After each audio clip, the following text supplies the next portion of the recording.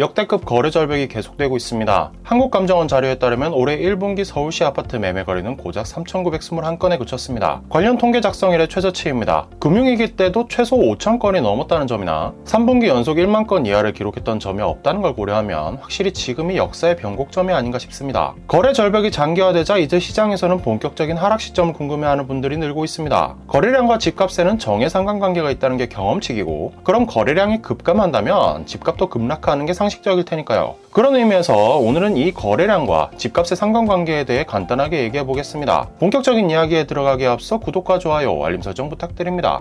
결론부터 말씀드리자면 거래량과 집값에는 확실히 상관관계가 있어 보입니다. 곳곳에서 거래량과 집값은 함께 오르고 함께 내려가는 경향이 발견됩니다. 서울시 등 지역 단위의 큰 데이터는 물론 개별 단지 단위로 확인해도 그 경향성은 충분히 확인할 수 있습니다. 이 차트는 국토부 실거래가 데이터를 기반으로 서울 송파구 신천동 파크리오 아파트 전용 84제곱미터 타입의 거래량과 가격 변동률을 시각화한 것입니다. 파크리오는 총 64세대 규모의 대단지로 헬리오시티보다 규모는 작지만 입주 15년 차로 장기간 데이터가 쌓여있어 선정했습니다. 이 차트에서의 가격 변동률은 분기마다 평균 실거래가를 내고 직전 분기 대비 증감률을 기록한 것인데요. 여기에서 마이너스 10% 이상의 낙폭을 기록한 건 3번입니다. 2008년 4분기와 2010년 2분기, 2018년 1분기죠. 이 3개 분기는 공통적으로 직전 분기의 거래량이 아주 위축된 걸 볼 수 있습니다. 실제로 2008년 3분기에는 전용 84제곱미터 매매 거래가 2건에 불과합니다. 전용 84제곱미터만 4,260가구에 달하는 거대 단지에서 3개월간 딱 2채만 매매됐다는 겁니다. 2010년 2분기 직전에도 3분기 동안 거래가 미비했고 2019년 1분기 직전에도 거래량이 5건에 불과했습니다. 이 차트는 부산 북구 화명동의 화명 롯데캐슬카이저 전용 84제곱미터 실거래 데이터를 기반으로 제작되었습니다. 이 단지 역시 5,239가구로 규모가 상당하고 2012년 입주에 데이터가 쌓여 있습니다. 항상 과수요 상태인 서울이 아닌 곳의 데이터라는 의미도 있습니다. 이 단지는 급락을 경험한 적이 별로 없습니다. 2020년 말에 상승폭이 워낙 컸던 탓인지 2021년 4분기에 20% 가까운 급락을 경험한 바 있습니다. 이때도 확실히 거래량이 위축되어 있는 것이 보입니다. 2021년 1분기에는 거래가 3건에 불과했고 1년을 다 합쳐도 18건입니다. 4분기 거래량이 단 1건이고 전분기 평균 실거래가 대비 18% 빠진 가격으로 거래됐다는 점도 특이점이네요. 거래가 아예 안 되는 와중에 초급매로 나온 한 개 세대가 거래에 성공한 흔적으로 볼 수 있겠습니다. 이 두 개 차트에서는 반대의 효과도 보입니다. 바로 거래량 상승에 후행하는 집값 상승입니다. 파크리오는 2016년 2분기에 갑자기 거래가 쭉 늘어난 적이 있었죠. 그리고 이듬해에는 10% 이상의 가격 상승률을 기록했습니다. 마찬가지로 화명 롯데캐슬카이저 역시 2019년 4분기에 거래가 갑자기 크게 늘어났고 1년 뒤에는 18%의 상승률을 기록했습니다. 위 두 개 단지의 사례는 물론 일반화할 수는 없습니다. 갑자기 거래가 늘면 1년 뒤에는 집값이 크게 오른다고 확언할 수 없다는 것입니다. 그래도 집값과 거래량은 함께 움직이는 경향이 있다 정도의 결론이라면 누구든 동의할 수 있지 않을까 합니다.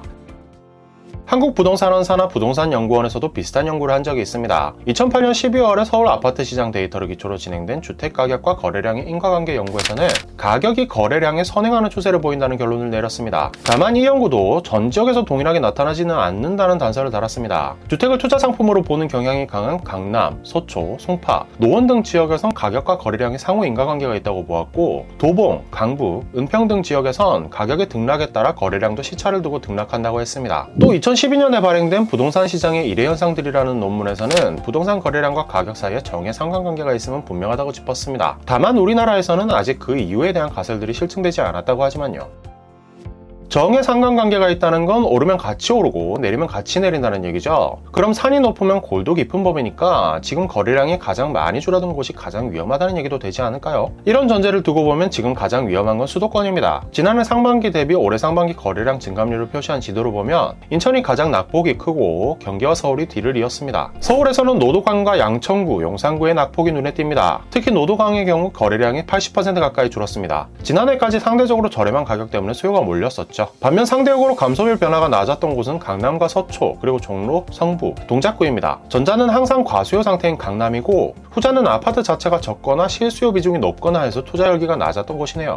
경기도에서는 동두천의 거래량이 아주 많이 감소했습니다. 86%가 넘습니다. 의왕과 수원, 구리, 군포, 안산이 차례로 뒤를 이었습니다. 광명, 과천, 남양주, 오산, 시흥, 용인, 화성, 양주, 양평도 70%대 감소률을 기록했습니다. 의외로 하남의 거래량 감소폭이 아주 적었습니다. 16% 줄어드는 데 그쳤네요. 낙폭이 크다고 비명이 나오고 있는데 금매 계약이 속출하고 있다는 걸 보면 그래도 받아주는 수요가 탄탄하다는 얘기처럼 들리기도 합니다. 그리고 이천, 김포, 여주, 가평이 50% 미만의 감소율을 기록했습니다.